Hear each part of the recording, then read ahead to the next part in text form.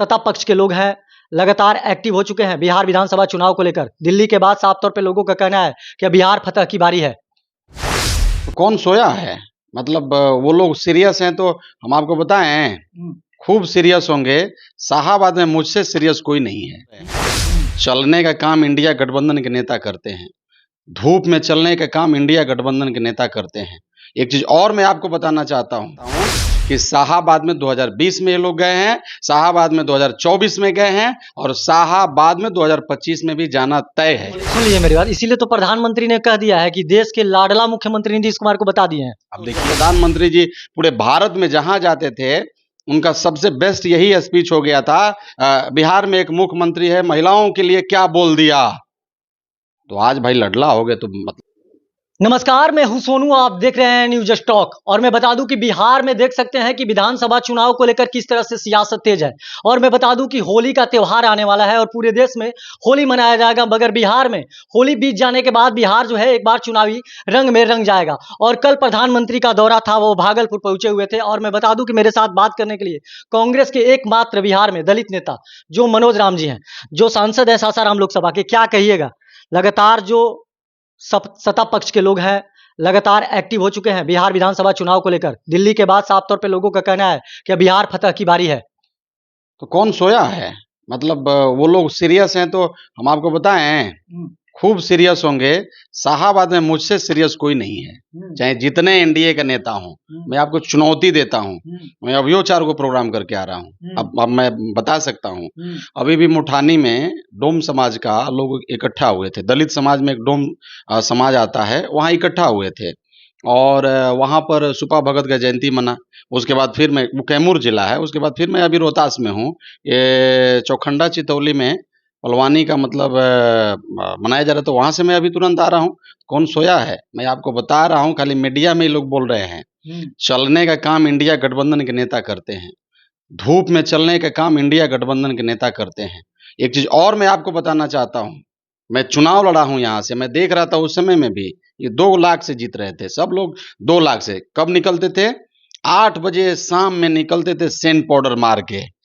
समझ गए ना? धूप में तो इंडिया गठबंधन के लोग चलते थे भाई, सब गरुड़ गुड़िया का टीम चलता था और हम सब लोगों ने फतह कर दिया। 2 लाख से जीतते ही रह गए। ये हमारा चुनावा में भी बोल रहे थे ना ना कांग्रेस को छोड़ दीजिए, सासाराम में 2 लाख से भाजपा जीत रहा है। तो क्या हुआ? देखिए, कहने से और करने में बड़ी अंतर होता है।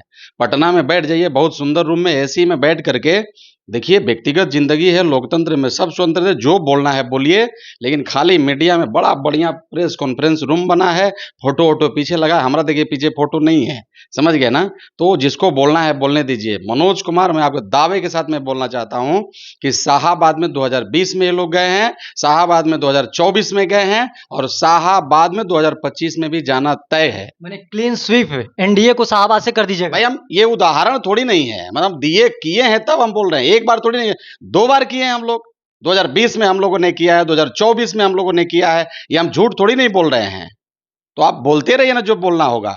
देखिए, शाहाबाद में नहीं चलेगा और शाहाबाद में नहीं, इस बार बिहार का जनता जो है ना, इनको मतलब बोलते रहने दीजिए। क्या कर रहे हैं नहीं कर रहे हैं उसे कोई फर्क नहीं पड़ने वाला है। बेरोजगारी चरम सीमा पर है, स्वास्थ्य का हाल बदहाल है। आप मीडिया से हमारे बंधु हैं, आप देखिएगा कितना रोड पे एक्सीडेंट हो रहा है। कोई दवा नहीं, आप जाइए हॉस्पिटल में, refer to Patna, refer to BHU, refer to यहाँ, रेफर टू, कोई दवा नहीं है भाई, कोई दवा नहीं है, सुई तक नहीं है। कि दर्द का सुई हो कि कम से कम एक्सीडेंट करके लोग आया तो उसका सुई दे ताकि दर्द थोड़ा सा राहत हो जाएगा, पटना चलो, वो भी नहीं है। अच्छा, मुख्यमंत्री जी का एक बयान आया है कि समवा से कोई घरवा से बहरी निकलता था क्या, भोजपुरी में उन्होंने कहा है।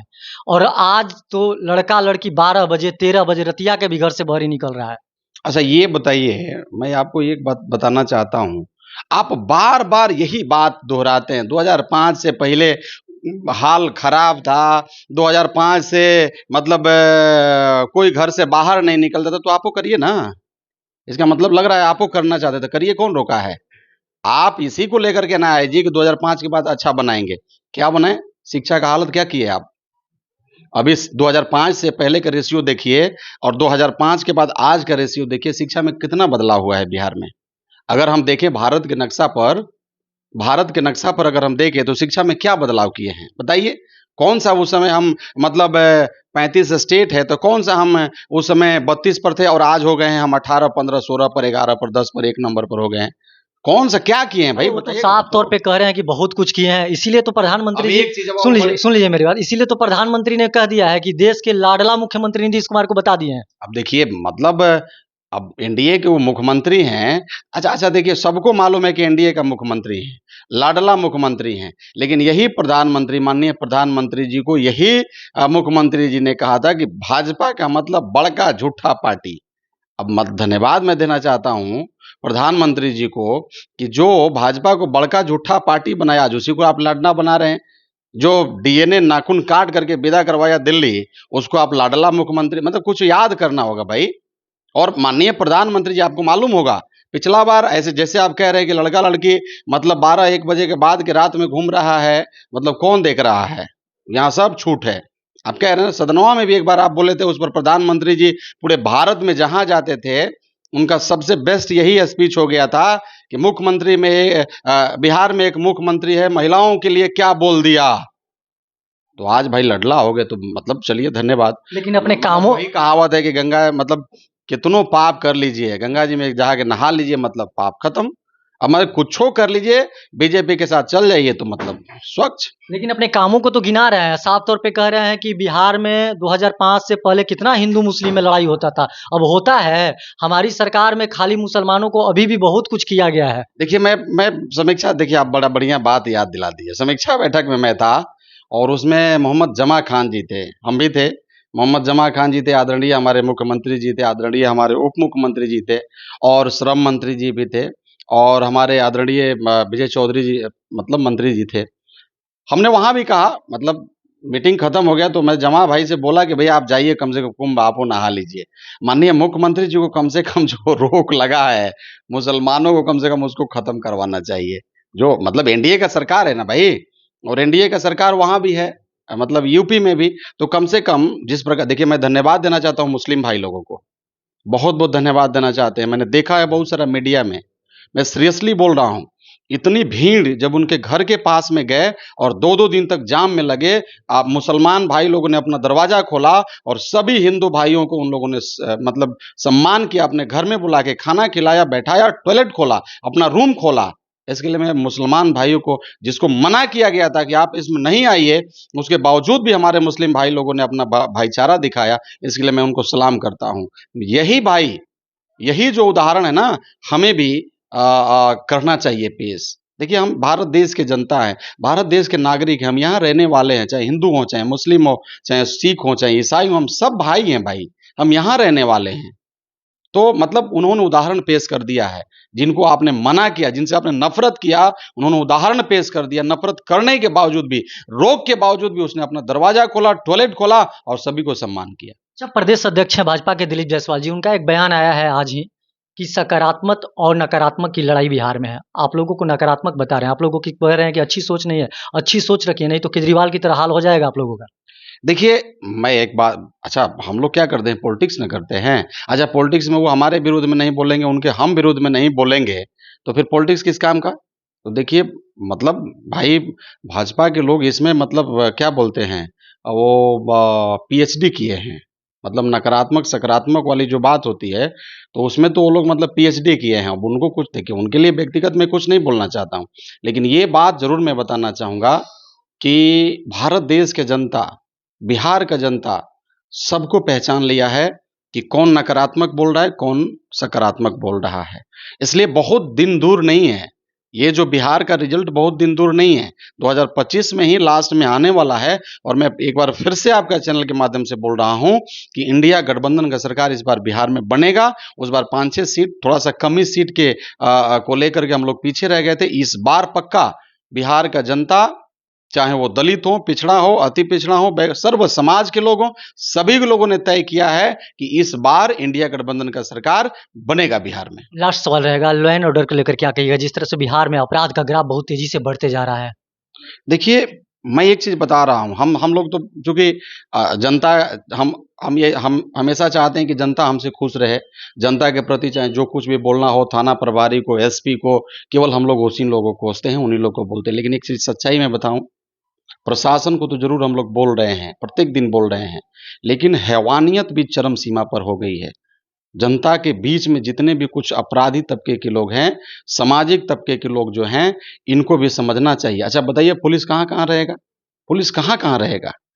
आपको समझना होगा, जिस गांव में आप रहते हैं, जिस जगह में रहते हैं, जिस बाजार में आप रहते हैं, जहां पर आप रहते हैं, कम से कम आपको समझना होगा। आपको ये कम से कम मतलब समझना होगा कि हमारा भाई है, हमारा मतलब एक बगल वाला को मर्डर कर दे रहा है भाई। बगल वाला को, अब इस हैवानियत को आप पार करिएगा और सारा दोष आप खाली थाना पुलिस एसपी को दीजिएगा, तो मतलब ये नहीं चलेगा। जनता को भी मैच्योर्ड होना होगा, समझ गए? अब खाली हम लोग टिकारा फोड़ते हैं कि प्रशासन गलत है। ठीक है, प्रशासन गलत है, नहीं पहुंचा, लेकिन हमें भी सुधरना होगा। आप सीख सकते हैं। अगर आप साउथ में चले जाइए, कुछ ऐसे स्टेट हैं जहां आप, हमने अभी बम्बे में हमारा स्टैंडिंग कमेटी का हम लोगों ने गया था, हमारे स्टैंडिंग कमेटी थी, हमने गोवा में गया था, मैंने वहां का देखा कल्चर। रात भर पब्लिक चल रहा है, दिन भर पब्लिक चल रहा है और जीरो टॉलरेंस है। कोई लड़ाई नहीं, कोई झगड़ा नहीं, किसी प्रकार का कोई मतभेद नहीं। तो वहां का जनता में चोट है और यहाँ के जनता लोगों को भी थोड़ा सा मतलब सीखना चाहिए, हैवानियत को छोड़ करके आगे आना चाहिए। प्रशासन ठीक है, प्रशासन कहीं कहीं गलती कर रहा है, चूक हो रही है, लेकिन सारा हम प्रशासन के ऊपर ये टिकारा नहीं फोड़ेंगे। प्रशासन ठीक है, काम कर रहा है, नहीं कर रहा है, कहीं कहीं गलती हो रही है, उसको उसके ऊपर में हम लोग आवाज उठाएंगे, लेकिन पब्लिक लोगों को भी हैवानियत छोड़ना होगा। और भाई और मतलब जातिवाद, धर्मवाद और इन सारे चीजों से ऊपर उठ करके कम से कम जो पहले जो प्यार था ना, आप हमेशा 2005 का बात कर रहे हैं, मैं बोलना चाह रहा हूं 2005 के बाद इतनी नफरत फैली है हमारे समाज में, इतनी फैली है जो कभी भी नहीं था भारत देश में। ऐसा नहीं होना चाहिए, इस पर रोक लगना चाहिए। समझ सकते हैं कि 2025 विधानसभा चुनाव को लेकर देख सकते हैं कि पूरे बिहार में किस तरह से सरगर्मियां हैं जो तेज हो चुकी है। और साफ तौर पे जो कांग्रेस के सांसद हैं मनोज राम जी, इनका कहना है कि हम लोग भी सोए हुए नहीं हैं। 2020 का रिजल्ट आपने देखा होगा शाहाबाद का, 2024 का भी रिजल्ट आपने देखा होगा। इस बार 2025 भी डंके के चोट पे कह रहे हैं कि क्लीन स्वीप यहां से एनडीए को हम लोग कर देंगे, यानी कि उखाड़ कर फेंक देंगे। बाकी तमाम आप ऐसे ही खबर देखने के लिए हमारे साथ बने रहिए। तब तक के लिए दीजिए इजाजत।